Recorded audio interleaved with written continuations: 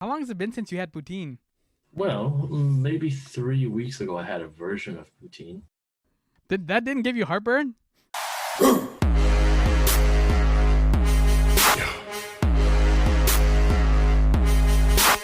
Okay, everybody.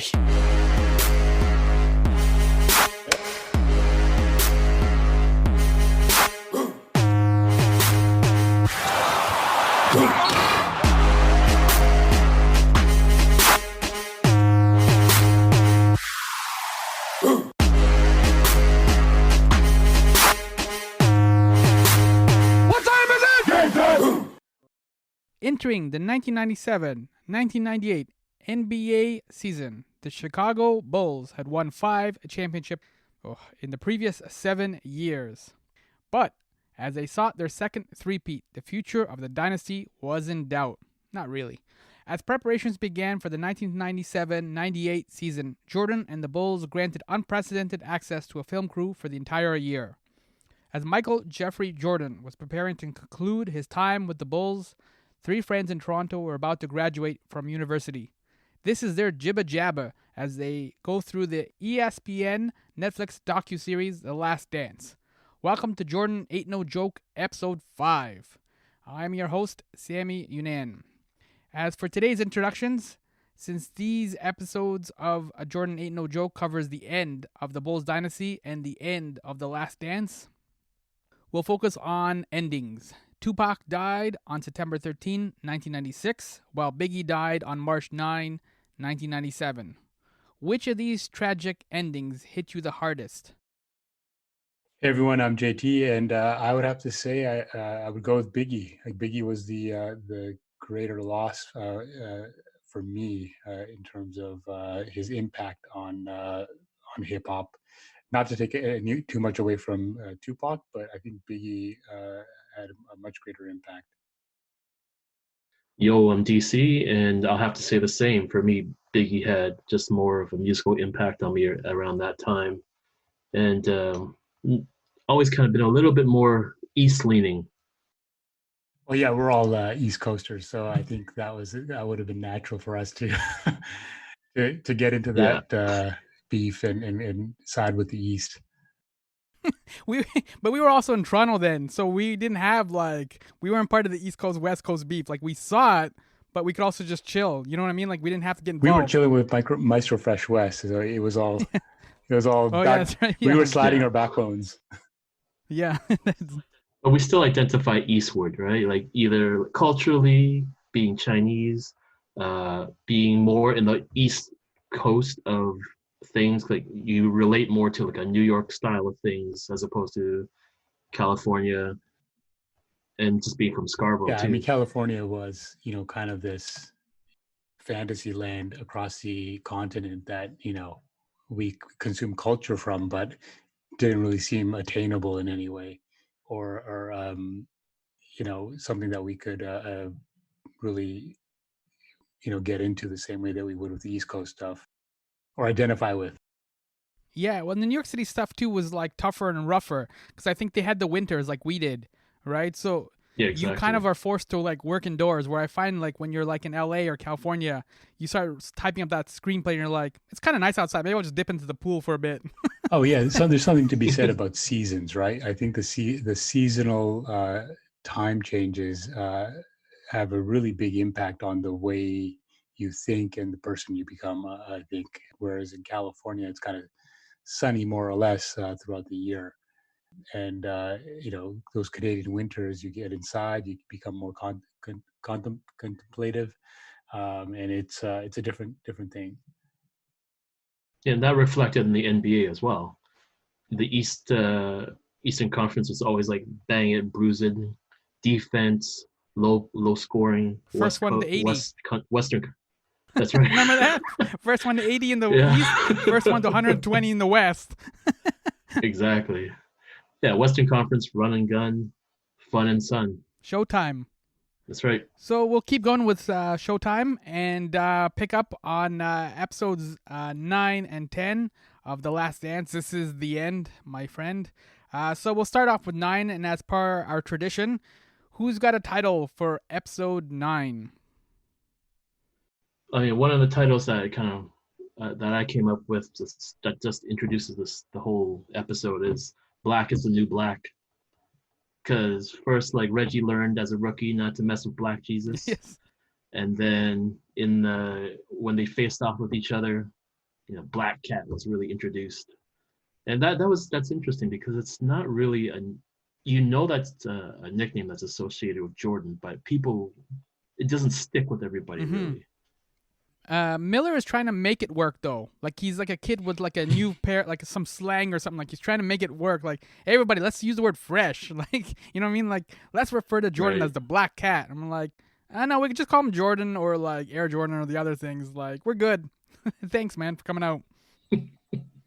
What about you, Jake? For episode 9, did you have a title? I think it would. I'd have to quote MJ and say a great title would have been "They Still Got to Come Through Chicago," Yes. because that the end of episode 8 introduced the Pacers rivalry, and we start with Reggie Miller in episode 9, and that tough battle that they had, and there was that one loss where reporters asked Michael about his thoughts on the next couple of games or whatever, and Michael's just unfazed, that killer look, that killer stare, just like still gotta come to Chicago. I mean, I don't know how any of those guys, that kind of thing doesn't put the fear of God into any of those opponents. He was just so single-minded, and he was a Terminator. We've said this before, but he was the Terminator. Like just Yes. no emotion. He's like, yeah, come on through, man. Mm-hmm.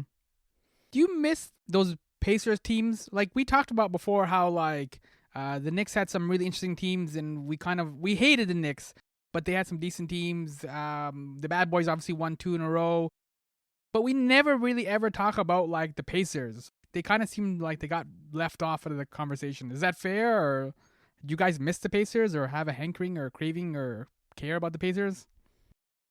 Well, it's one of those things. Just another team that was in Jordan's way, and he had to just dash them out.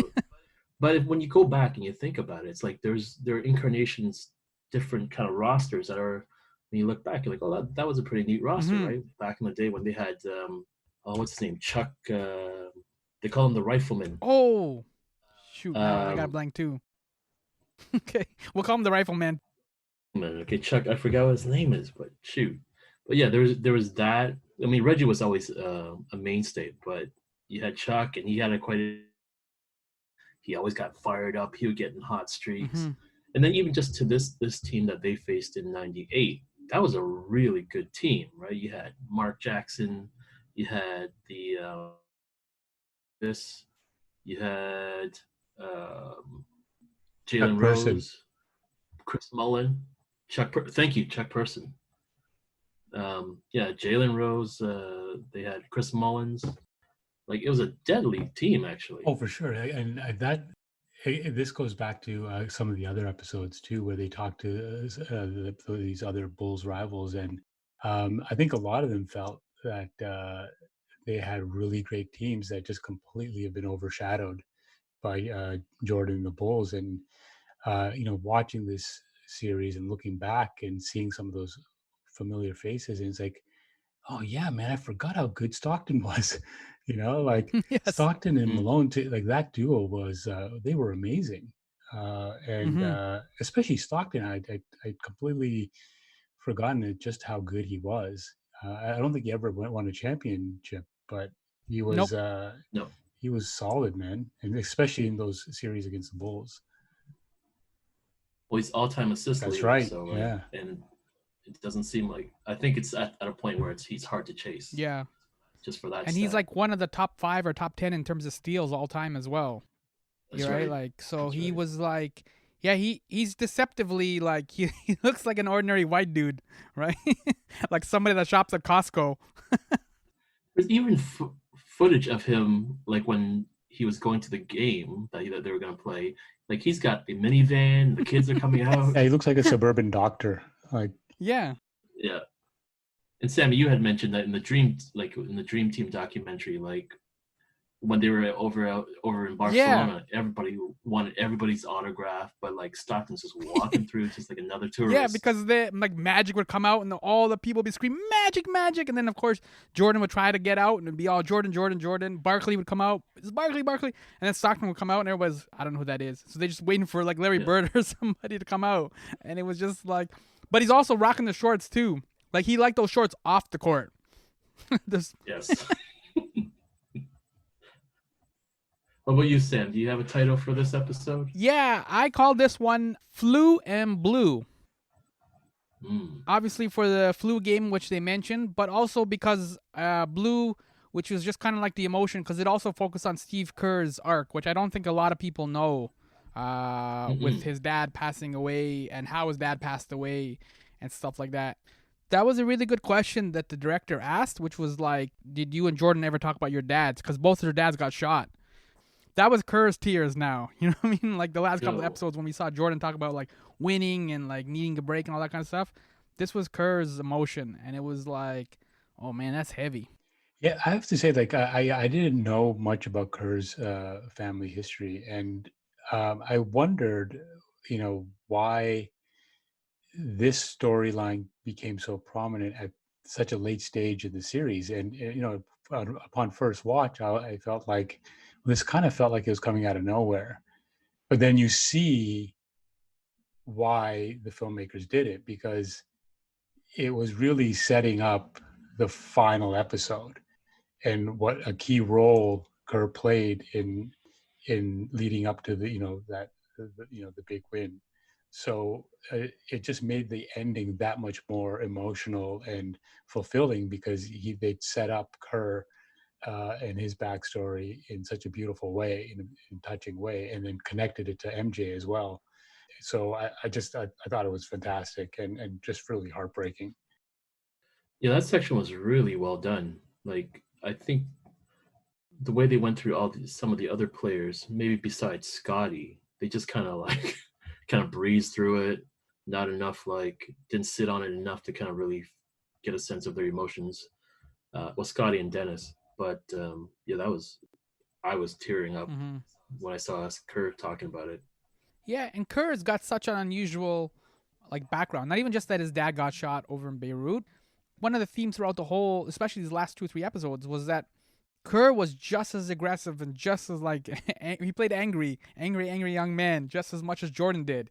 He just didn't have the ability to translate it on the court. But that pushed him. That got Kerr the success.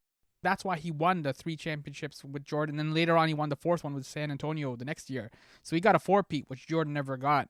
But that was what drove Kerr. That's really special because you don't get a lot of players like that, especially players that are role players and things like that. So I found episodes 9 and 10, not maybe 10, but this episode, I found it a little bit slightly unbalanced. You know how before we were talking about the way that it was jumping around in the time stream and stuff like this. So sometimes even we would get lost a little bit what series this was or what Knicks battles this was. But I found this one that they spent a little bit too much time on like the actual in-game play. Do you know what I mean? I kind of wish that they had, because there wasn't as much talking heads and interviews and stuff in this one that balanced it out. Did you find the same thing, or did you find the balance okay for episode 9? In general, I thought this was one of the more better stacked episodes. They just gave a lot to you, but it did start off with like the whole Pacers section was just a lot of in-game stuff, and not enough like behind the scenes, or just besides interviewing Reggie Miller. And Jordan kind of responding to it. Yeah, there was a lot of in-game playing, and the '97 section with the Utah stuff, that kind of felt like it was just breezing through with game footage, and it was a weird. There was no real segue into the Utah game. They went from the Pacers series into '97 Utah, and then from the '97 Utah, they went over to Steve Kerr's story. So yeah, like it was top heavy in game stuff. I think it almost feels like they may have run out of runway and they needed to sort of wrap it up, because I think the Jazz could have used a lot more sort of time, like you're saying, in terms of the storylines off the court, leading up to the games. which they did with a lot of the other big battles over the years that the Bulls faced. It just seemed to me that maybe they were just running out of time. They had to quickly get to what was ultimately promised in episode 1, was the big sixth championship win. But ultimately, it did have an emotionally satisfying conclusion. So I guess it might be a bit of a nitpick, but I can definitely see where they may have maybe run out of things to say outside of the games. So far, we've talked about Kerr and we've talked about Stockton. Do you guys have a favorite white NBA player?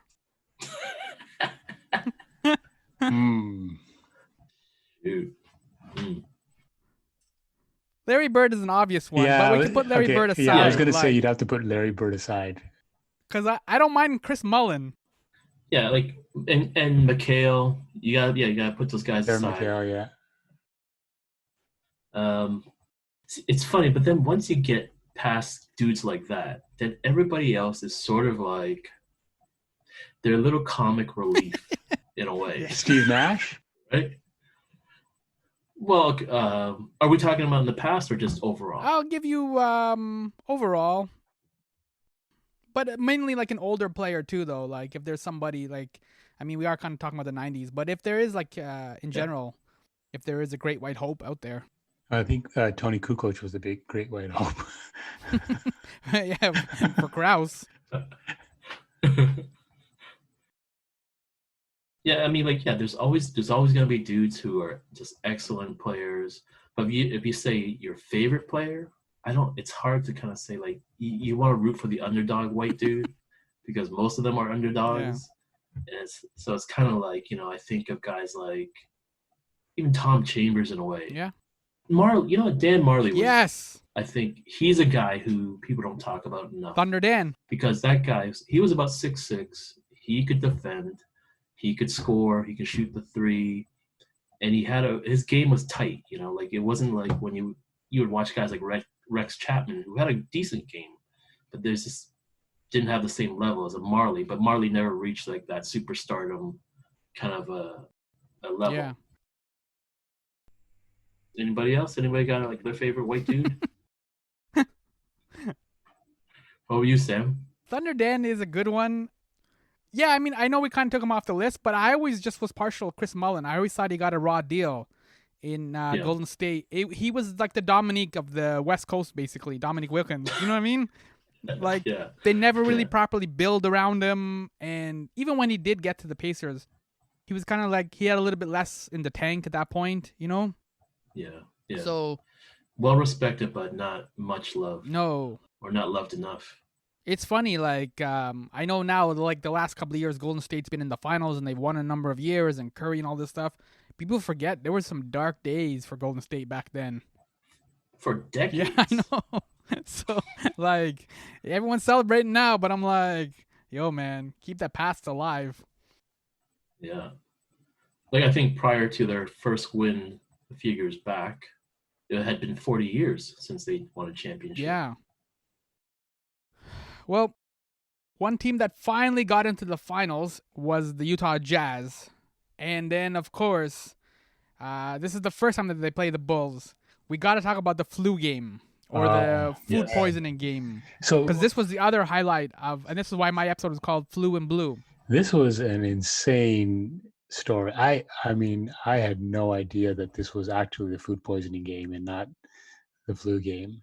I don't know if there were whispers about that before docs, but that is some like ancient Rome, like poison the Caesar kind of shit, man. Like it was unbelievable. And the look on, is it Tim Grover, his trainer's face when he's telling the story? It was like, it was almost like he was back in that hotel room telling that story. Like he's like, why do you need 5 guys to deliver a pizza? He goes, nothing about it seemed right. And then Mike eats the whole pizza on his own. I mean, there's something there in terms of like people like Michael Jordan had this sort of ability to sort of vacuum you into his world. And so I'm surprised that no one said anything to him. You know, now in hindsight, they all seem to say like none of that seemed right. But in the moment, I feel like maybe he was just too big a personality for them to say something to him about how off this whole thing seemed. Well, you really think like the Mormon Mafia like try to put a hit on Jordan? Yes. Like, they sprinkled some like ghost peppers on that I shit. don't know, man. I think it's possible. I'm not one for conspiracy theories, but that none of that added up.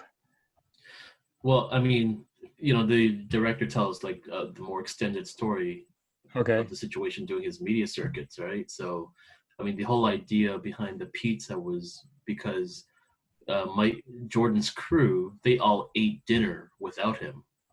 And so Jordan didn't have dinner that night. And so he was starving by the time like that, whatever 10:30 rolled around. And that the only place that was available to them was this Pizza Hut. Oh, it was And Pizza so Hut on then- top of that. It was Pizza makes Hut. it yeah. He was already doomed to start with. It wasn't the mom and pop Mormon pizza shop down the corner. No, ended up being Pizza Hut. And so yeah, and then apparently once the pizza came, the only reason why Jordan was the only one who ate it was because he spat on the pizza. What?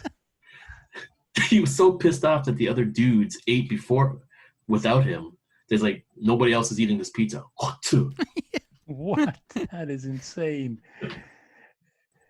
So Okay, well, so maybe Mike got sick from his own bacteria. I don't know. or his own hubris. Like it feels like he may have brought that on himself. Obviously, it seems now.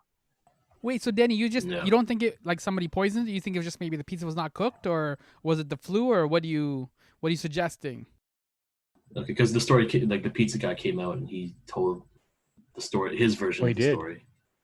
But he but did, some of this yeah. stuff has been floating around for a while too, though, so it's okay. We can let it roll. I would just tell it. Yeah, I'd love to hear it. Yeah.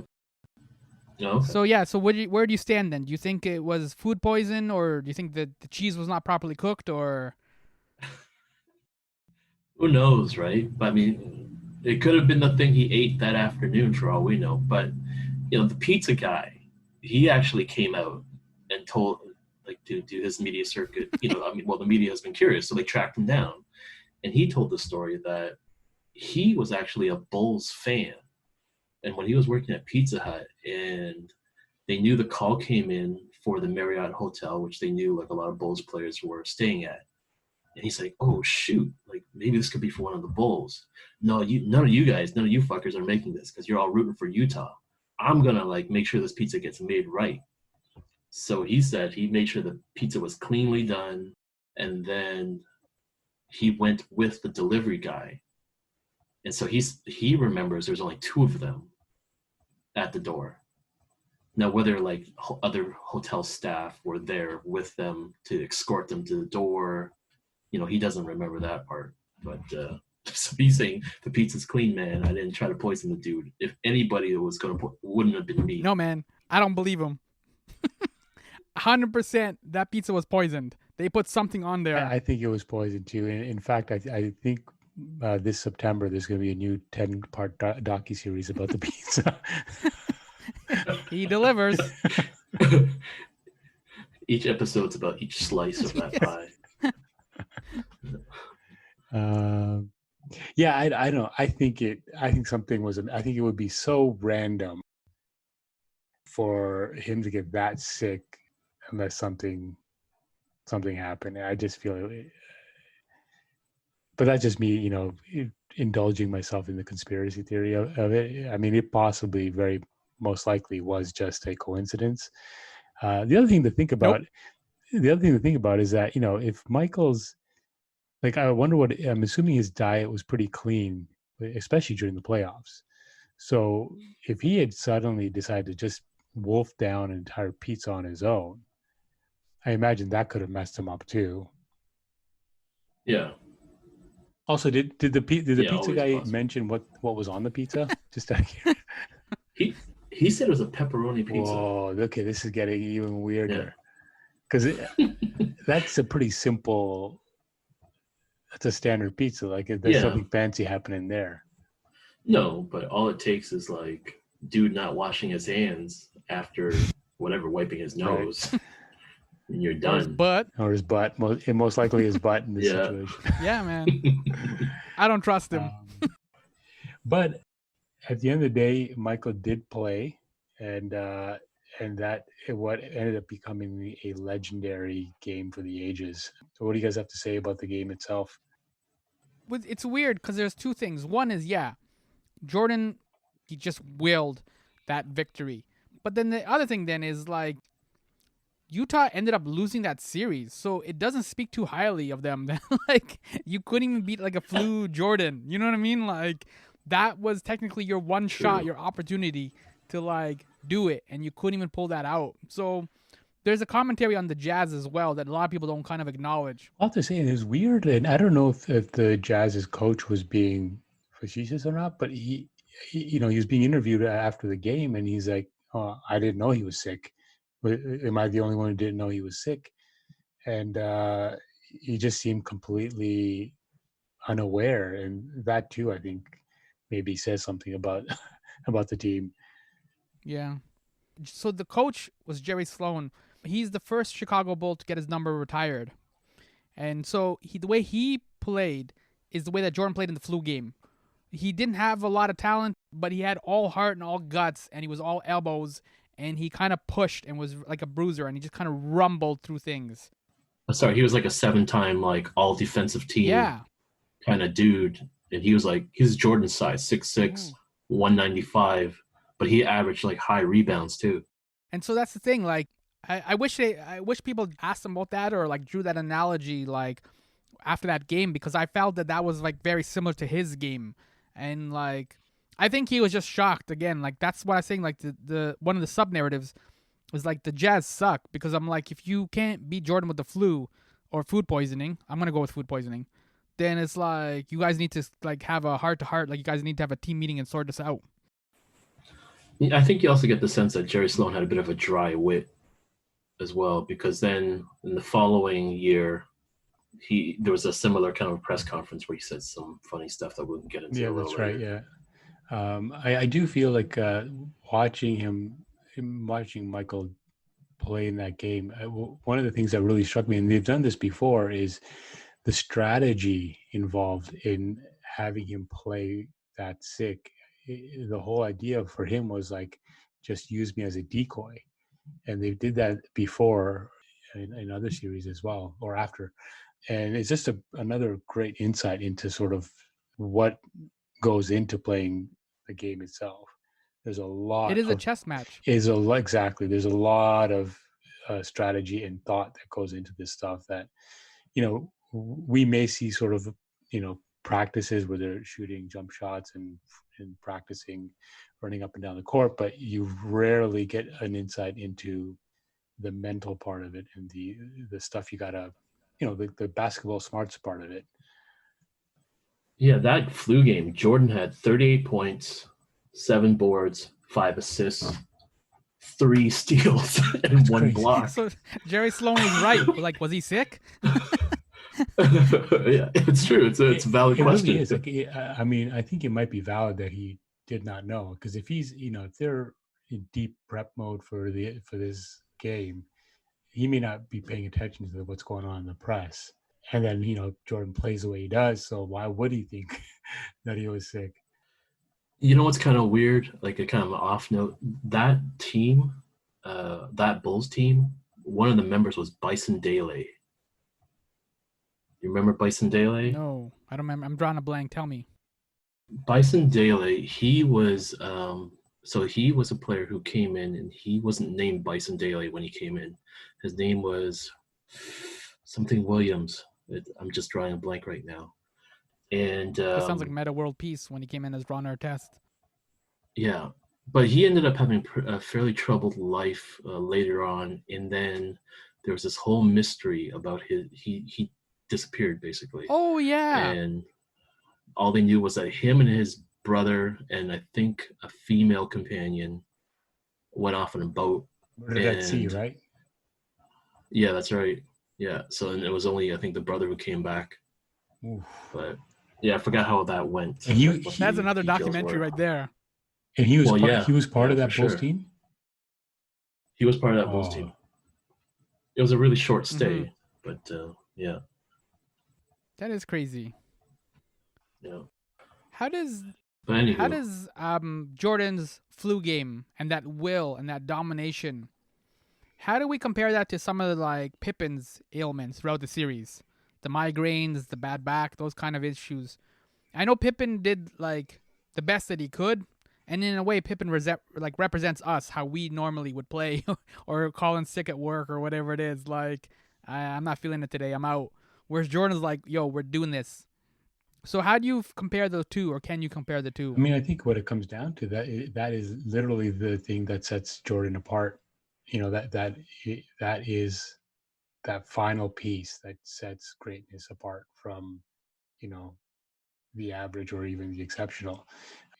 For Jordan to suck it up and play through the worst of it, when sometimes Scotty didn't. And, you know, mind you, now, okay, when Scotty messed up his back, that's just a purely mechanical thing. Like your body mechanics, like you may not be able to physically do something. That's one thing. But then, you know, as we know in earlier seasons where he basically decided he was not going to play because the ball was going to come to him. I mean, that shows, you know, the lack of leadership that I think Jordan, you know, had in spades. yeah, I mean, it's kind of a bit of bad luck for Scotty. Like Jake was mentioning, different ailments, right? All the times that Scotty kind of couldn't do it, he had the migraine. Like literally, he feels like he can't see, and he feels like throwing up all the time. If you feel like you can't see, then you can't really get out there. The back, I mean, we have to give Scotty credit for when he had back spasms in '98. Like he gutted it out. Mhm. He would go into the locker room, try to get it fixed, and then he came back out and became the decoy. So, but I mean that does separate Jordan. Like what Jake says, it separates him from most any other superstar out there. Just the will is so strong, and it kind of brings me back to when they were in the Pacers section.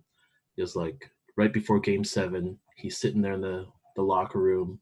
He's just chilling with Ahmad, and it's just quiet amongst everybody. And Ahmad just kind of out of nowhere says, "Some can, and some can't." Yes.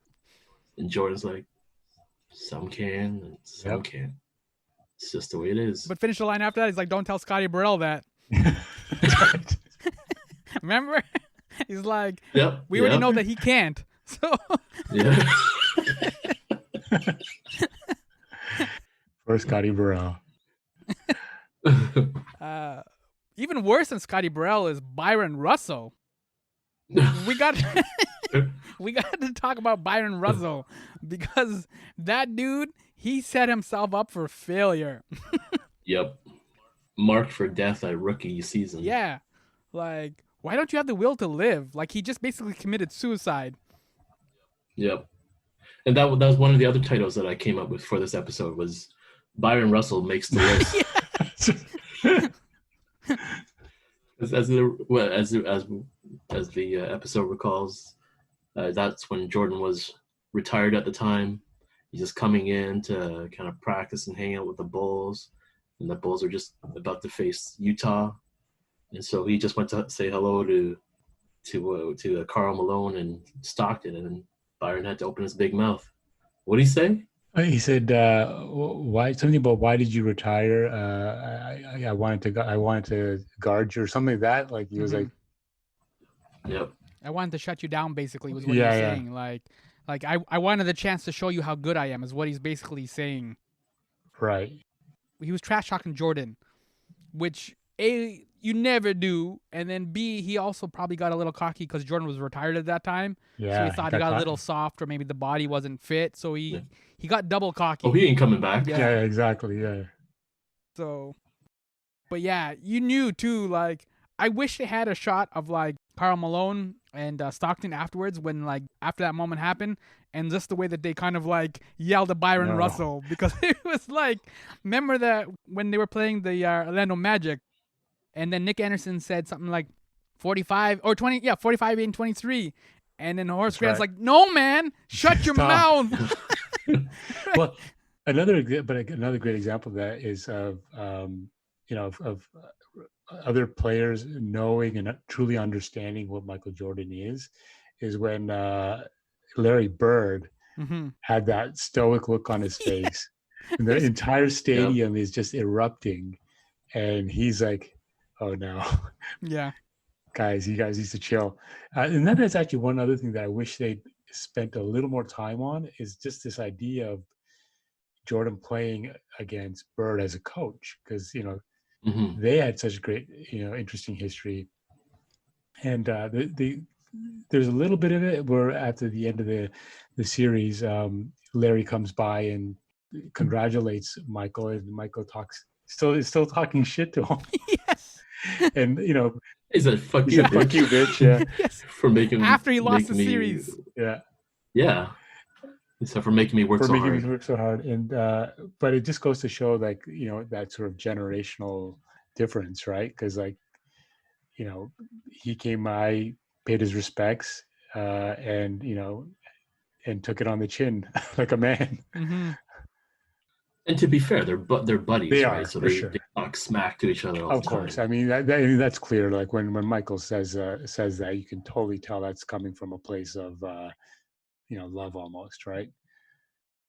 And respect. I mean, there's no doubting how much Jordan respects Bird. Yeah.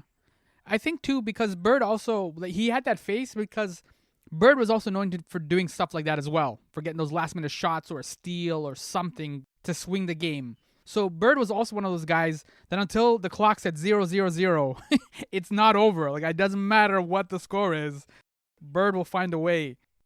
Yeah, like and a real like well-known story about Bird was when they were doing it was All-Star weekend. Bird's part of the three-point shooting contest. Walks into the locker room and is like, "All right, which one of you is coming second?" Like same mentality, right? Those guys are cut from the same Oh yeah, cloth. Bird was like a serious like trash talker too, right? Like he could mix it up with the best of them, and that's another great 30 for 30, right? They did a Larry Bird one quite a few years back now. Oh, the Magic one? Magic and Bird one? Yeah, the Magic and Bird one, yeah, which is really solid as well. Mm-hmm. The other thing about this episode is it kind of closes up the theme throughout of fathers and sons.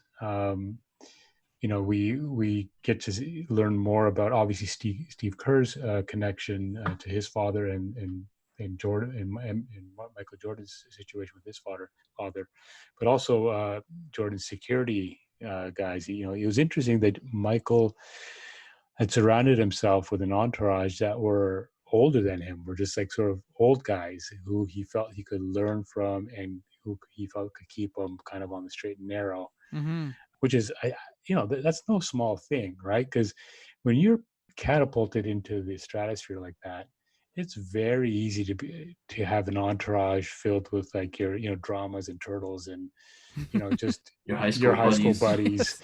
Exactly, right? Like little Tony from back in the day, like those guys often end up becoming your entourage, and Michael did the exact opposite. And I think there's a lesson in there, and also I think that they probably didn't play a small part in his crafting his career and his image, because he used men with experience and other more father figures to help guide him through his career, which was fascinating to me. I think part of that too, those men were settled. I think when you have like young people, like when a lot of NBA players come in and they have the guys from the neighborhood, they want things. They want the car, they want the jewelry, and like they're 20 or they're all 20, 25 years old. The black security guard, Gus, he was a police officer for a number of years, so he'd worked like a regular job, so he had money and stuff like that. He had the wife, he already had kids, like all that stuff was already set up. He wasn't using Jordan as a meal ticket. You know what I mean? Like Right. Yeah, and that I think certainly gave MJ like clarity on who was in it for the right reasons, right? Like you said, these guys were established men and family men for what it seems like, anyways, for the most part. So definitely. Yeah, most people, like you were saying, Sam, they run into the money. They seek foolishness, and Jordan was seeking wisdom, and that speaks like volumes into the difference between true alphas, true leaders, versus just players. Mm-hmm. There's a Seinfeld kind of thing. Like Seinfeld never really seemed like he cared all that much about the money. Like he was kind of just doing this comedy thing, and like he will negotiate to the last dollar and the last penny and get every single dime. And Jordan did the same thing. Jordan's obviously quite wealthy, but once that negotiation is done, he doesn't care. Like it's just he'll go out and play the game. And Seinfeld the same thing. Like he'll just go out and knock out the dudes. Like, what's the deal with toilet paper? And then it goes on. They understand their market value, but they also understand that they have to deliver at the same time. And once they've delivered, then it's the natural reward for what they've done. Well, ultimately, I think what they were doing, guys like Seinfeld and Michael Jordan, is they were, negotiating their freedom. They're negotiating their ability to do exactly the one thing that they wanted to do, which was play basketball unencumbered or do comedy without having to think about anything else. Mm-hmm. A lot of times, if you're in a situation where like, the money is really tied to your self-worth and your ability to do your craft, the craft often suffers. And that wasn't the case with these two guys, right? And again, these are maybe the last of a generation, right? These are both guys who were sort of, flourished in the 90s. And I don't know that they make guys like that anymore, They don't make celebrities like they used to.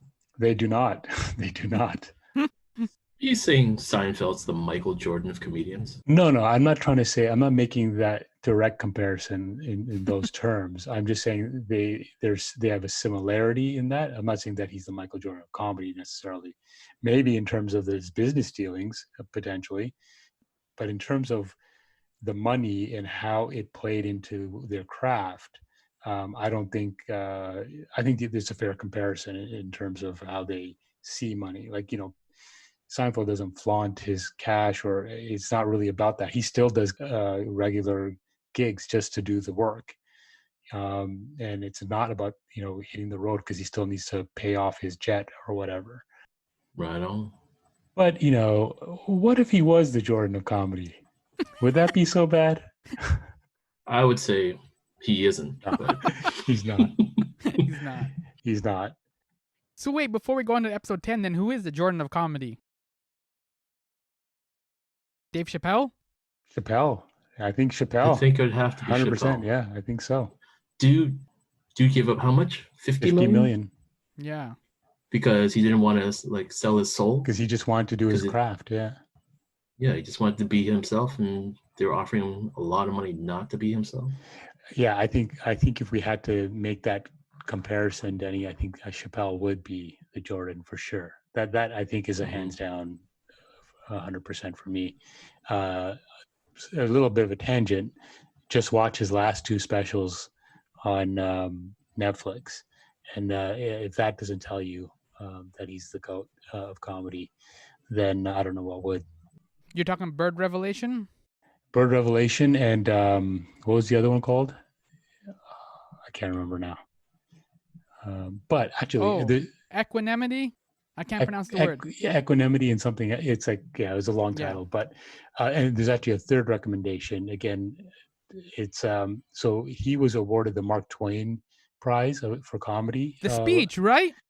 The speech was amazing, but Netflix released a sort of a behind the scenes, like the full length show with behind the scenes of his day in Washington when he was there to receive the award. And he went to a club gig and did a set in a club, in one of those small clubs. And it was a fantastic set where he talks about, comedy and the craftsmanship of comedy and the art form. And it's actually pretty profound, but of course he makes it funny. So anyways, this is a big tangent, but I would recommend all of those if you want to learn about why he's the GOAT of comedy. Anyway, so that's episode 9. Well, we can transition from the GOAT of comedy to episode 10, which is the GOAT of wrestling with Rodzilla. That's my title for this episode, Rodzilla. Rodzilla. Yeah. Well, mine, I didn't take a very comic approach to this episode. This was the final episode. To me, it was Mike the Mystic. It was one of the titles I thought of. And then I think the last one is just simply The Last Dance, because it was ultimately The Last Dance. Mm-hmm. One of the titles that immediately jumped out to me was like from the first scene. It's the Michael Jordan workout plan. Got up, stretched, had a couple of beers and one cigar. And then play the piano to warm up. And then play the piano. That's right. That's true, like, GOAT, man. If you can bypass everything else and still kill it. Yeah. That footage is so weird because he's so loose before the game, and that game was so tight. I honestly, watching that game, I thought, like, especially as the series went along, I really thought Chicago was going to lose that series. That they really seemed on the edge of actually losing that one. That was the first one where I started to doubt that they would not make it. You're talking about because seeing the results of game 1? Yeah, because he was going into it very, like, loose, right? And, like, when you see it, you're like, because we've mentioned this before, how, like, throughout the series and throughout Jordan's career, it always feels like the Eastern Conference battles were the big things. Getting past the Pacers, getting past the Pistons, getting past the Knicks. And then it's like, oh, it's just the Sonics. Oh, it's just the Trailblazers. Here you go. The glove gave me no problems, right? Like, it's those kind of stories. And then, but this time, the second time around, I think it was Dave Aldridge. He was saying how, like, the second Jazz team was much better mentally, physically. They were much better, and they seemed like it. Like, when you start watching those games, and some of those games have started being rerun now. I watched the first 3 games. The Jazz are good, and it's like when you're watching it live at the time, you're like, I'm not 100% sure the Bulls can pull this one out. Well, they didn't look that good in game 3. Yeah, so that's true. That's valid. Yeah. But yeah, they were like kind of Eastern Conference style games. They were like nothing. Yeah, that's a good way to over put 100, it. yeah. Right? And it was just always like, besides actually game 3, they were really close games. 54 points for game 3. That's right. That's and that's the other instance where. Sorry. No, but I was just gonna I remember that when he said that, but it's just one of those things your brain can't process it. You know what I mean? Yeah. Like 54 points for the whole game, like 12 to 15 guys. A 42 point beating. Yeah. And that was another instance where we see Jerry Sloan, and we get a little more of that dry wit in that press conference, where he's like, "Is this really the score?" I thought he was going to say, "Is this just a halftime score?" Yes. Is this mic on? Try the veal. But yeah, and that goes back to, like, a lot of it goes back to, you know, Sam, you're talking about how kind of loose Jordan was going into that series, especially just having that battle with the Pacers, and then that was really nicely kind of connected with, you know, the idea of Jordan being such a in his own right, like a Zen master himself, kind of just knows how to be present, and what Jig alluded to in his title. Yeah, I mean, I think he was completely present, and I think, you know, it's one of those things where, like, when you're in such a high pressure situation, if you've done the work and you've done the prep, the best thing you can do going into battle is to be completely relaxed. And I think Jordan was just so well honed in terms of his mental game and his physical game that the only thing left to do was just relax. And I think that's part of why maybe he started that way. And you know, it was something near the end where he talks about you know, the craftsmanship of the game, and how, like, at the end he realizes that you have to use your mind and your body. When you're young, you've got energy, and you use that to propel you forward. But as you get older, as you've played for a while, the mind becomes equally important, if not more important. And at that stage in his career, at that moment, he had managed to sort of bring those two together, and find that Zen place that we've been talking about. Maybe with the help of Phil Jackson, he was able to sort of be completely present and in the moment. Well, yeah, and there was that great quote in that section where I think his name is Mark Vansel, who was talking about Jordan being that type of guy. He wrote Rare Air. Yeah, Vansel. Yeah. And one of the things Jordan would always say would be like, "Why would I worry about a shot I haven't taken yet?" Yeah, that was a fantastic quote. That's one of those things that I should post up on my mirror probably, because it is it's indicative of just the mindset that he had. There was also that one scene, like I think it was Game 2 of the finals, the last finals with the Utah Jazz. It's close to the end of the game, and Phil Jackson's just ripping the team, and he's like, he's saying you guys suck, you're not doing well, whatever. Like, we're gonna lose this game, and Jordan keeps saying, let's stay optimistic, let's stay positive, let's get this done. And I think this is one of the things we don't talk a lot about with, like, especially major athletes like a Tom Brady or Jordan. They're optimistic people by nature, right? Because you have to be. You're starting basketball from like grade 7 and 8, trying to get into high school, trying to get in Division I, NCAA, trying to play well during March Madness, trying to get drafted high in the NBA. Like, you have all these obstacles and things that you're trying to overcome and get to. And you finally get the NBA and you get picked as a lottery pick. So you now have to build up this team, as we saw with Jordan in this whole series. And you have to stay optimistic the entire time. You have to stay hungry.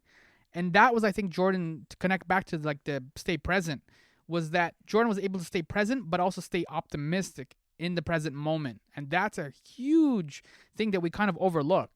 Oh, for sure. He was, it's impossible to be a leader in any aspect of life without exuding some sort of positive mindset. People don't want to follow someone who is going to curl up in a ball and run with the tail between their legs. And you just, even if you don't personally feel it, or if you have some doubts or whatever, it's not something you can project to others that you're leading, because then there's no hope. And the series talked about hope quite a bit, especially when it came to Jordan's early years, right? I mean, I think one of the things he says in the wrap up is that hope was part of what started all this for him. He repeated it too. He said it started with hope, and then he paused and he said it again, so you understood, like, it started with hope. Like, that's one of the few times Jordan repeated himself for all the stuff he said in this documentary. And I know maybe that might be editing, but he said that twice because he wanted to make sure that you understood. Like, he never gave up hope, no matter how many times people said he was just a scoring guy. He was like, he couldn't get it done. He couldn't do this. He couldn't do that. It started with hope. Definitely. That's why he's the GOAT. For sure. And speaking of GOAT, the one great line at the end was when he's celebrating, he's like, "They can't win till we quit." Which would have been a great title as well. Yes. And that goes to the idea of being a positive person and a leader, is understanding that, like, look, the only person that's going to beat us is ourselves. So we just gotta get out there and go for it. And all that being said, he's still pretty sore that there was no game, no going for his 7th championship. Yeah. Which I think he truly believed that he could have won it. Speaking of going for it, Rodman kind of went for it, but didn't tell anybody after Game 3.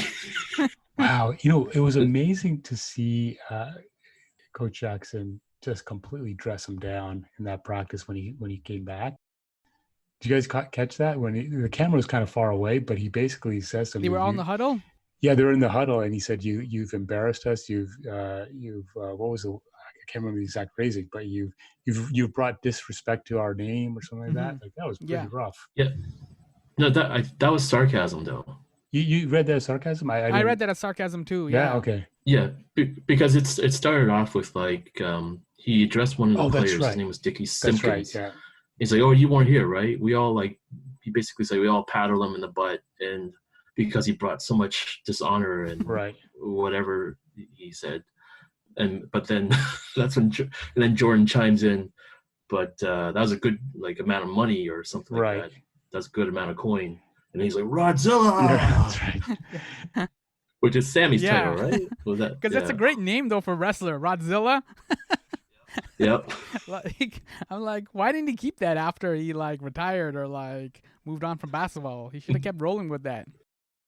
And I know there was no place to fit it in this documentary, but like I think it was shortly after that summer, he went back and then he fought Karl Malone in the ring. Oh, that's right. That's right. Karl Malone ended up in the WWF as well. Yeah. Yeah.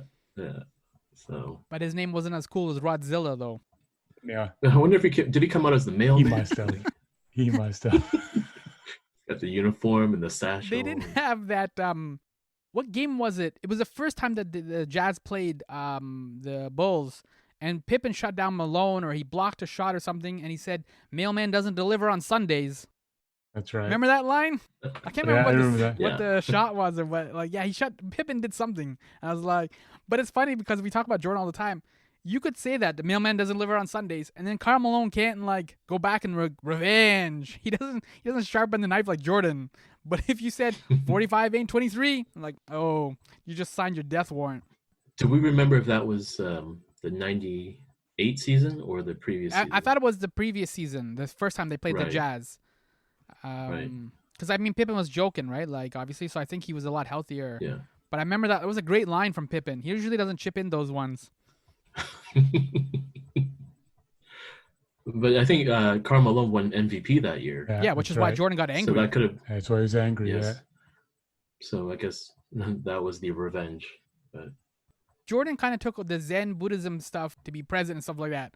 But anything else, like letting stuff go or anything like that, he held on to everything. So it's a very weird cherry picking. Like I wish they had a little bit more conversation with Phil Jackson about some of the Zen stuff or the Buddhism stuff or the Native Indian stuff or any, because Phil Jackson kind of gave him a mishmash of stuff from like Christianity, from Zen Buddhism to Native Indian, like literature, movies. Yeah, so it's this weird hodgepodge of, I don't know, spirituality or I don't even know what to call it. Wisdom, man. Just wisdom. And that's, I think, where if Phil Jackson had a longer interview, and it clearly was, he only had the one interview. Phil's only wearing the one shirt through the whole thing. Well, yeah, the director, Jason Hare, did mention that he literally only had Jackson for one sit down. He showed up at his ranch in the middle of nowhere in, I think, Montana. Yeah. And they'd done all this, like, you know, organizing with Jackson's people, saying, okay, well, you know, this is the day you're going to come and you're going to get the interview. And he shows up and Jackson opens the door and just looks at him and says, who are you? And like, you know, Jason Hare's like face just falls. He's like, oh my God, he doesn't even know that I'm supposed to be here. And then finally his wife or his daughter, Jackson's wife or daughter, comes through and says, oh no, yeah, these guys are here for the interview. And so you had to sit down for maybe 3 hours, which is not a lot. And which, you know, for someone like Jackson to sit for 3 hours, it was very uncomfortable because, you know, he's got, you know, back issues and like, you know, leg knees are bad and stuff. So he didn't maybe have as much time as they would have hoped. But yeah, I think you're right. It would have been great to have a little more of insight into his philosophy. Yeah. I was going to say they had that great moment where I can't remember which Utah Jazz game it was, but Phil Jackson's like, play together. It's you guys, everybody. You guys are going to be like sheep against the wolves. And don't forget to remember your breathing. Like, it's a weird. Yeah, that was. You know what I mean? Like, in terms of. That was the beginning of game one. Game one, yeah. And it's just like, no coach has like, remember your breathing or like stay centered or stay focused. Like, you know what I mean? It's like, you better rebound or else we lose the game. Yeah, dude would have, you know, yoga sessions, burning the incense and sage And of course, that amazing moment at the end of the documentary, which I don't know if we want to get to yet, but he is a true original. I think that was the amazing thing that I think even MJ mentions at one point is that, the genius of Phil Jackson was his ability to bring all these different people together for one mission. And that takes a particular skill that not many people have. And it wasn't a fluke, right? Like, because he did it again with the Lakers. So that to me speaks to the true genius of the man. It's buy-in. Buy-in, yeah. We touched upon this with like Jordan, like, Jordan, you got to pass the Paxson or pass the Kerr or whatever maybe. It's like, all right, fine, I'll do it. And that was already pretty much like a hurdle right there. But then you had to get buy-in to do the triangle, buy-in to do the Zen. Like, I think even in this, in episode 10, Jordan refers to it as Zen Buddhism shit. Like, you know what I mean? Like, yeah, when he's at the piano, yeah. Yeah, he's like, he's not even fully bought into it, but it's enough that he's like, it's all right. This Buddha guy's all right. Like, you know what I mean? Yeah, like, for Michael, it was just a tool, right? It was a tool to use for his craft, and so I doubt that he still uses that because he doesn't play the game anymore. But he saw the value in it at the time to help him, reach his goals. Well, Jordan's really a Taoist, so that's the thing. And so in Taoism, you don't need labels, you don't need names. Like the true force doesn't have a name or anything like that. But I mean, going back to your point about how Jackson was able to manage all these different personalities, and it was indicated throughout the documentary how, Rodman had certain exceptions to the rules, but you needed to give him that in order to get the best out of him during a game. Yeah. And so even letting him go to, well, not that they let him go wrestle, but sure, he got, the typical fine from the organization, but nobody was mad at him. Even when the media asked Jackson, like, oh, is this causing any distractions for you guys with the way Dennis acted? He said to the reporter, no, it's distracting you guys, not us. Yeah.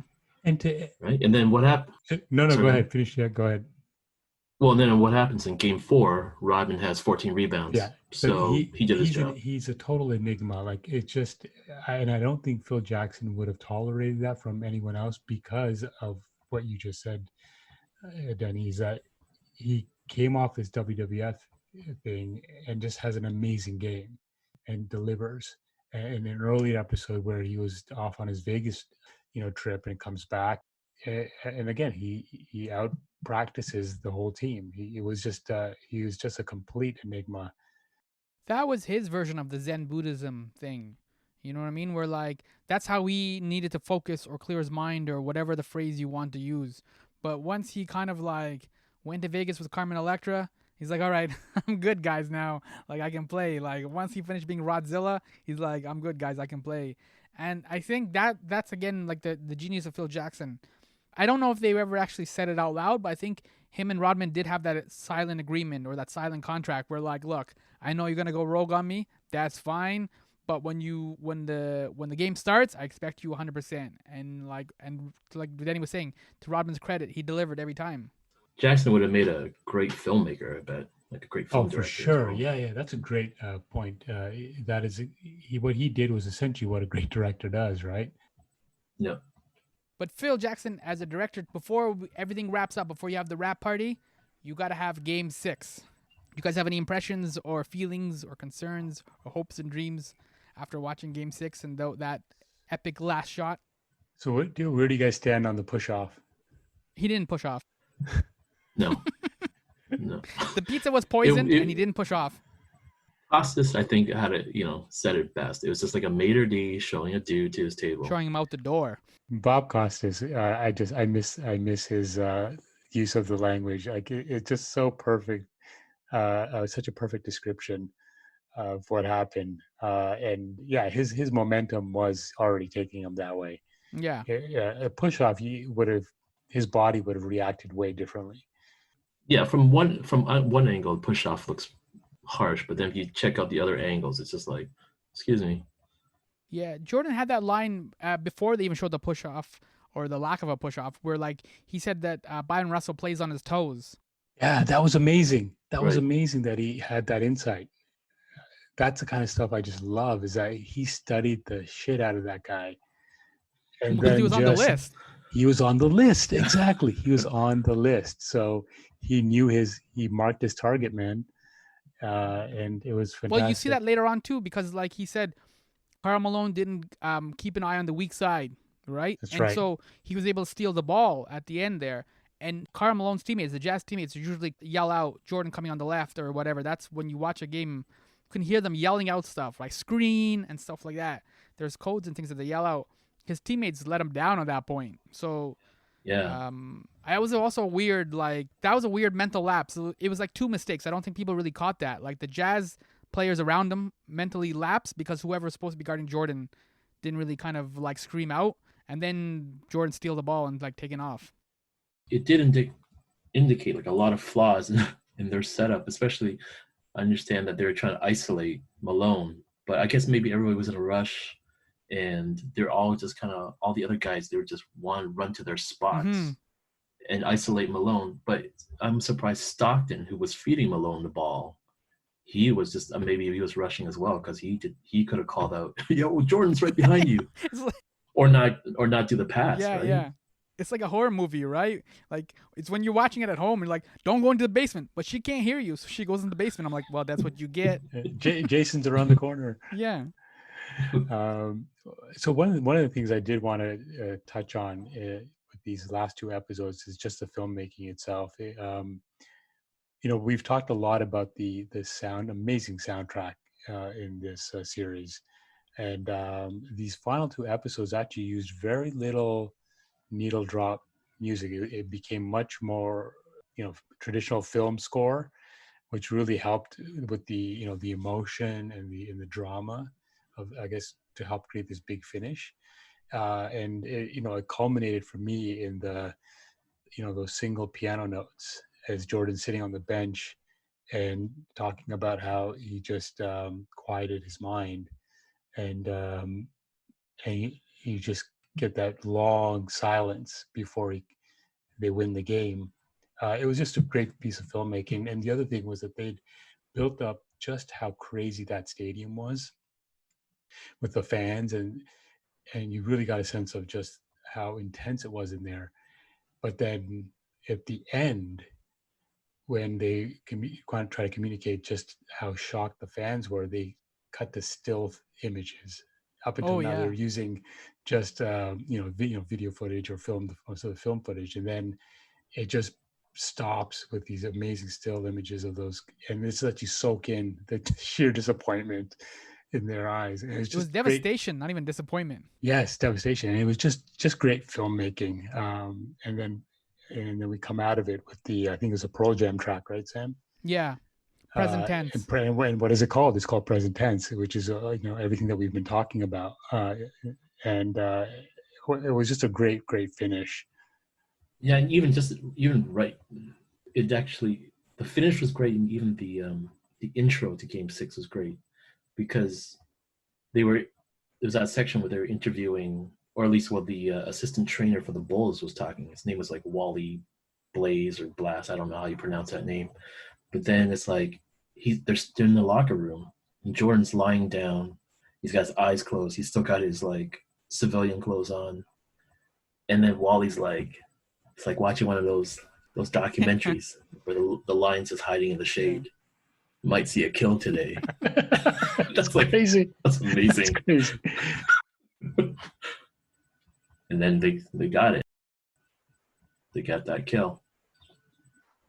Yeah, no, it was amazing, and I just I think they did a really great job of just bringing this thing home, and that last game was it was something else.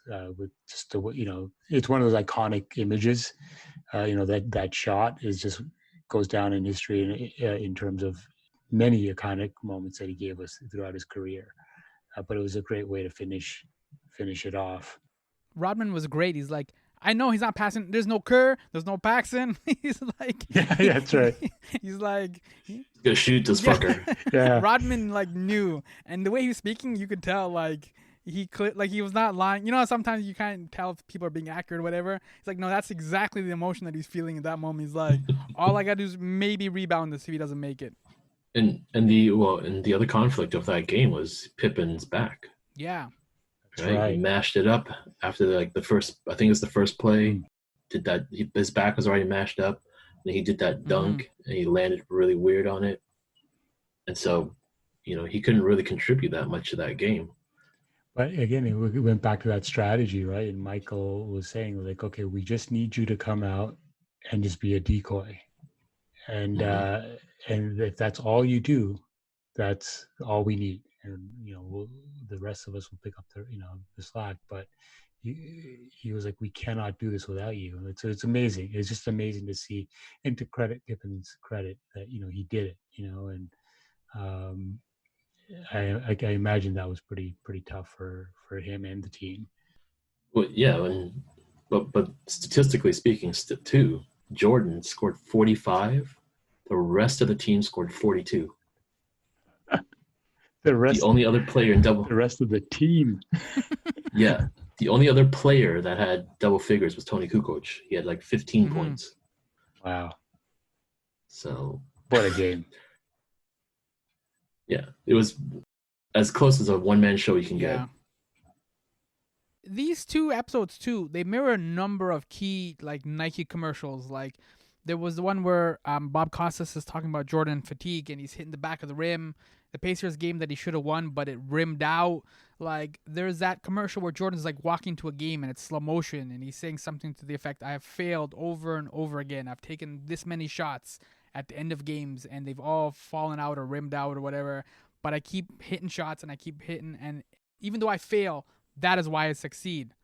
Right? Yep. And you see it and you're like, yep, okay, that's accurate advertising. Right? And then the other one that Jake was just saying, like in that slow motion when he hit that shot, and you see all the fan and everything like that. There was another one too where it was towards the end of Jordan's career where he was taking the shot and he was about to do a spin move and it just the whole commercial went into slow motion. Yeah. And it's just watching him just do this poetic ballet kind of thing, just going through the defenders and laying it up, and you can see how much the game is driving the advertising, not the other way around. Like as it's happening too, like Nike basically, these are all like storyboards for the commercials. Yeah. All Nike had to do was basically turn on the camera and just hit record, like they were done. And that was the brilliance of Nike, right? Like I don't think we ever saw stuff like that before. It was always just like, whoever your main star is, he looks to the camera and starts yapping about whatever the product is. I mean, Jordan's had his fair share of commercials like that, but I think what was the hot dogs that he was? Oh, something so plump. His, they plump when you cook them. I can't remember. Yeah. I can't remember the name of the brand, but I remember they plump when you cook them. Yeah. Yeah. Nike was amazing storytelling in 30 seconds. They were mythologizing him, and that's what ultimately happened there, right? They found a way to create the mythology.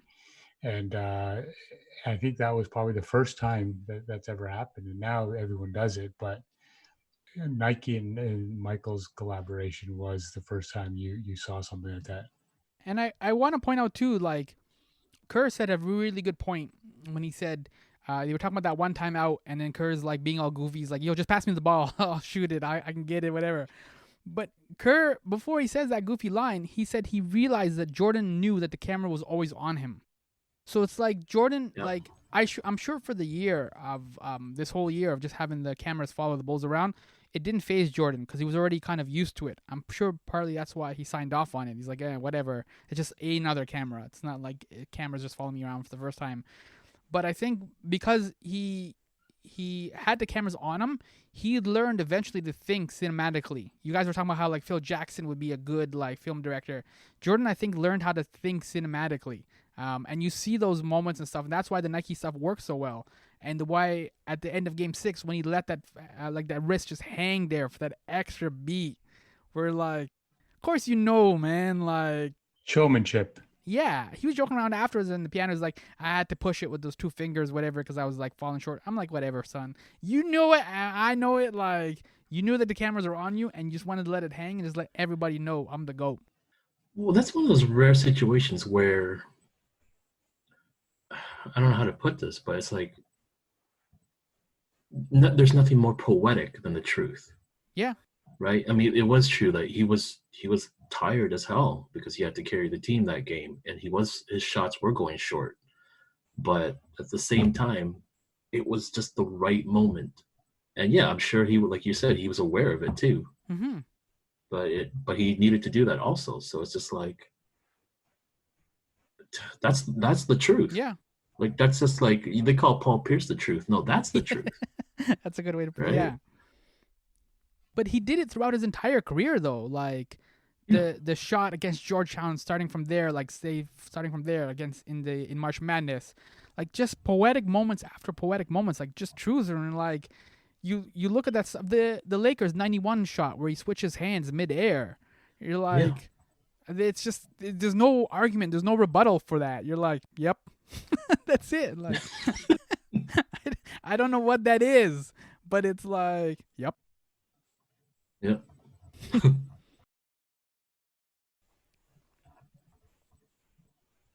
And then they win. That's it. Mm. 6. Jordan flashes the 6 fingers. Rodman gives you the Bafangul kind of a gesture to the crowd. And then That was accurate too. That was also Rodman's truth. That's it's right there. And then, of course, the line that we talked about earlier is they can't win till we quit, and that was it. That was that was one for the ages. And there's another lesson for this generation. Those guys are popping champagne, no goggles. Yeah, that's right. Yeah, the sweet sting of victory guy just taking the eye. Yeah, that's so true. I really like the footage where they follow Jordan back to that hotel room and he's in the piano and hanging out with all the boys, and like you never really see that stuff. And I don't know why NBC or ABC now doesn't show that stuff. At least show a little bit, like, you know. Partially access. I think it's access. I think it's the players more than anything. And that sea of people in the lobby in the hotel, man, that was like crazy. That would not happen today. No. They wouldn't let people in the hotel like that. But I also like the old school NBA games when they would win and they just mobbed the court. Right. Yeah. Like when the Celtics and stuff. The Boston Garden. Yeah, man. That looks so fun. I'm like, oh, I'd love to do that. But that's the kind of thing that adds to the mythology of it, right? Like that's the kind of stuff that adds to the cultural impact. You know, a lot of times now everything's become so corporate and safe, and you know everything has to be done within the lines. It kind of takes some of that away from the game. Yeah, I mean, there's an argument for both sides too, right? Because like, even for '98, that's a little unsafe because any one of those guys could have just like knifed Jordan in the neck. Especially after they poisoned his pizza. Yeah, that's right. Mormon mob. Yeah, Mormon mob. That's another documentary. And Mitt Romney was just the bad fellas. The bad fellas. Yeah. Do you feel that like the way that this whole thing was set up by calling it The Last Dance, by Krause saying if Phil Jackson goes 82-0, he's not coming back, they basically set them up for success in a weird sort of way. And Jordan alluded to that a little bit. If all that stuff hadn't happened, if there was all these doubts of like whether they would re-sign them or not, and it wasn't called The Last Dance and all this kind of stuff, do you think they would have still had the hunger and success, or do you think they needed this push and just knowing that this was a good way to close it out? I think despite what Jordan might say about like, we could have gone for another one, I think there's something to what you're saying, Sam, because those were some tough series that it was hard fought. Yeah. Right? It wasn't an easy road. And I think if they didn't have that extra bit of fire, that sort of thing they had to prove to the world or to the organization, they may not have gotten through, those tough games. Yeah, it's hard to say. I mean, even without Krause saying that, those guys know they were getting up there, and knowing that the tension of even just Scotty's contract situation, right? I don't know, like Jackie McMullen, who's like a really well-known NBA writer. She said, "Give me Jordan, give me Pippen, give me Rodman, Phil Jackson. I'm never betting against them. Yeah. So, I mean, on the one hand, I don't know if they needed the extra push, but that's the storyline and it worked. So maybe Krause was like the Francis Ford Coppola of this whole film. You know what I mean? Just like fucked with everybody's heads, and he got the film that He's he the wanted. director. Yeah. You made Krause the Francis Ford Coppola. You didn't make him Roger Corman. Yeah, he's more Louis B. Mayer. Let's be honest. Oh yeah. Yeah, that's a good one. Yeah. I think the first thing I thought of Coppola is because there's a lot of stories about Coppola just kind of saying whatever he needed to say to actors to make them feel a certain way. And the last thing I remember most vividly was when he did Dracula, and he had a lot of the actors kind of walk around Winona Ryder and just like cussing her out, calling her a bitch, just to make her feel bad for the next scene that they're going to shoot or something.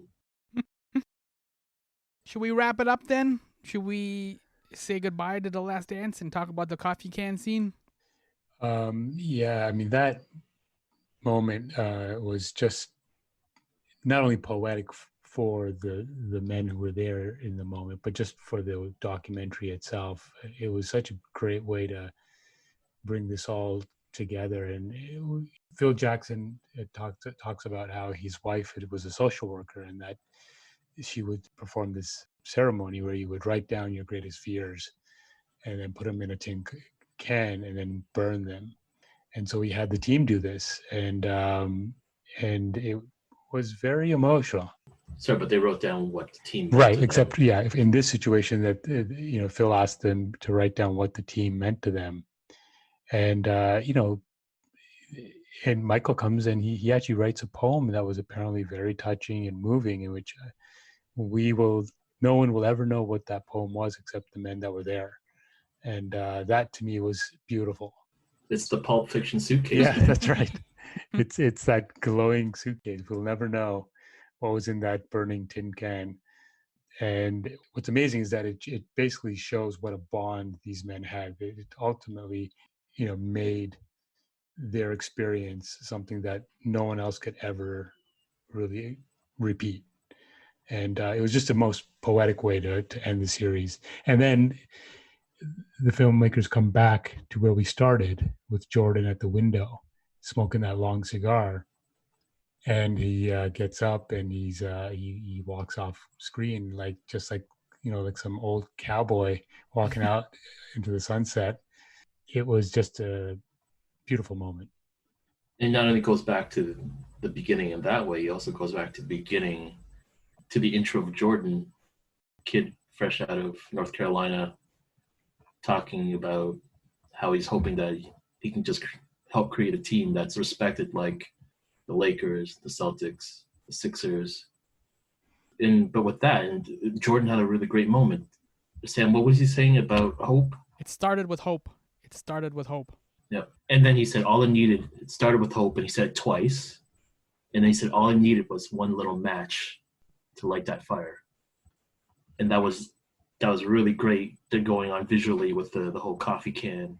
Not even just the coffee can, the cigars too, right? Like the fact that he said it just started with one match. When you see the first couple of episodes of like young Jordan when he still has hair and he's winning dunk contests and stuff, there isn't any cigars at all. But it's just when he starts winning the championships and when he becomes this kind of like elder statesman and he starts becoming this GOAT, the cigars become more and more prominent, right? And it's like that's the idea with the cigar is you start with one match and you light it up properly, you light it up slowly. Like a cigar is not something you rush through. It's not like a dinner or something like when you're rushing through or whatever. You do it slowly and it burns and it's fire and it's hot and it's amazing. So I thought that was really cool too, just the whole full circle back to cigars and success. And we have one final epic montage, which they in this series did a lot of great montages, but they do one final epic one of all of Jordan's great moments, and it was just you always hope when you're watching something that you've committed to that's this long, that ultimately that the filmmakers are going to be able to stick the landing. And so everything was culminating to these last final minutes. And I feel like they just they nailed it, and it was just a beautiful way to, ultimately, say what probably is going to be the final word on the myth of Michael Jordan. Yeah.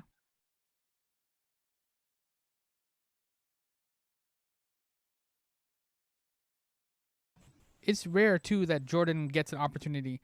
I know nobody talks about the Wizard years. I don't talk about the Wizard years either. We always eliminate and overlook the Wizards years. But that's not what this documentary is about. Yeah. Right. It's about the Bulls run. Yeah. And so I think that's what, like, the fact that you get to cap it off with that final shot in Utah, and then like you said, Denny, that final scene where he's like, young Jordan's like, I want this organization to be respected.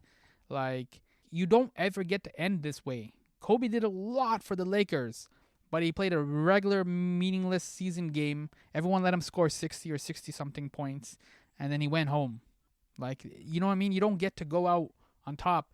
And we're seeing this now. Like, Tom Brady's left New England Patriots and he signed with Tampa Bay. I'm like, I don't know. I don't want to bet against them, but at the same time, I'm like, I just don't know if you're going to be able to get back in the Super Bowl and just leave that one like wrist like in the air after like a good spiral and you win or something like that. I don't know if you get to go out like that. And that was a rare gift. It was the ultimate leaving on while you're on top moment, which was partially facilitated by not only Jerry Krause but Phil Jackson, because towards the end of the doc, it was revealed that Reinsdorf gave Phil another chance to come back, and Phil was just, it's time to go. Yeah. The way he said that, man, it was like wonder years for me, man. When you find out like Whitney and Kevin didn't like end up together, it's like, oh shit. Yeah. Truth hurts, man. Yeah, I know. I'm putting that in the coffee can. But yeah, with Brady's story, it remains to be seen, right? But I think it's that thing that most great people have, right? Like people who are maybe natural showmen, but in the end they do it their way, man. Yeah. And they don't give a fuck what you think. It's like Frank Sinatra, it's just like, I'm just doing what I want to do. And just so happens that whatever they do, people just love it. They go ape shit over it. And for Jordan, like going back to the Wizards, if we're going to talk about that, it's sort of like, he didn't do it for us. Yeah. He did it for himself. And we just loved it. Kinda. Anything else or? No, I think we covered it. So yes, we will do one final epilogue to record following this episode of just last minute or last lingering thoughts and feelings and emotions. And is there any other recommendations that you guys have? I know, Jig, you mentioned a couple already, but is there any other recommendations or anything related to this? I do want to add that the Jalen Rose made a couple of appearances in episode 9. And he had actually worked with the director, Jason Hare, before on the Fab 5 documentary. That's an ESPN film. It's not a 30 for 30. But if you want to watch that. And then Jason Hare also did the 85 Bears. And that's another thing, too, like as we kind of wrap up talking about Jordan and the Bulls. Chicago at that time was an NFL town when he 100%, came. yeah. Right? So the 85 Bears were one of the best teams that they had, and they won a championship and all kinds of stuff. So they were coming up just as Jordan was coming in. So it's an interesting time, and I think it's kind of fascinating that Jason Hare, the director, did 85 Bears and The Last Dance, these two prominent Chicago stories. So I hope somebody asks him, or hope down the line he does like a third one just as a trilogy. I don't know who or what it would be. It's got to be the Cubs, man. There you go. Like it took them like how many years? Was it over 100? Yeah, it was 120 or something ridiculous. Yeah. Crazy. So that would be interesting. So those are my recommendations. Do you have anything, Denny? You know what? I would recommend, and I don't know, I can't remember if I've said this before, but I recommend to those who never watched Jordan play, go on YouTube. There's tons of games from the 90s now up on YouTube. Full games, pretty decent quality for VHS. And just like, don't just let the documentary be the only thing that teaches you. Just like watch the games, watch him play. And that's the truth. That's fantastic. And my recommendation will be a little tiny book that Jordan published years ago, and it's a little book. I think I must have picked up in an airport or something, but it's called "I Can't Accept Not Trying." Michael Jordan on the Pursuit of Excellence, and it's in his own words, and it's basically his philosophy on what it takes to be great. And I'll read some of the sort of the chapter headings. It's a tiny, tiny book. You could finish it in probably 20 minutes if you're reading slowly. But chapter 1 is about goals. Chapter 2 is about fears. Chapter 3 is about commitment. Chapter 4 is about teamwork. Chapter 5 is about fundamentals, and then finally leadership. And it's a fantastic little sort of inspirational book and an insight into Michael's mindset. And I'm sure you can find it on Amazon. All right, I will shut it down. I'm going to give us our rap quote for this episode. It's from Pete Rock. Don't be mad. Don't be mad because you can't do what I can. Like when Jordan went up, took that shot, and switched hands. Pete Rock. Awesome. Fantastic. What a great run to end on. So this has been episode 5 of Jordan Ain't No Joke. I am Sammy Younan. And I'm JT. And I'm DC. Thanks for listening, people.